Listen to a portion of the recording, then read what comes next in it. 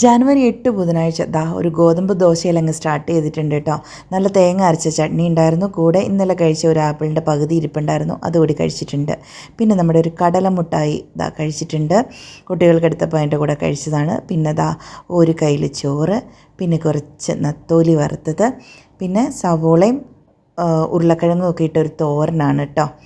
പിന്നെ അതിൻ്റെ കൂടെ നമ്മൾ വഴുതനങ്ങ തീയൽ വെച്ചതാണ്. നല്ല അടിപൊളി ടേസ്റ്റായിരുന്നു കേട്ടോ. ഇത് മൂന്നും കൂടിയുള്ള കോമ്പിനേഷൻ അടിപൊളിയായിരുന്നു ചോറ് കഴിക്കാനായിട്ട്.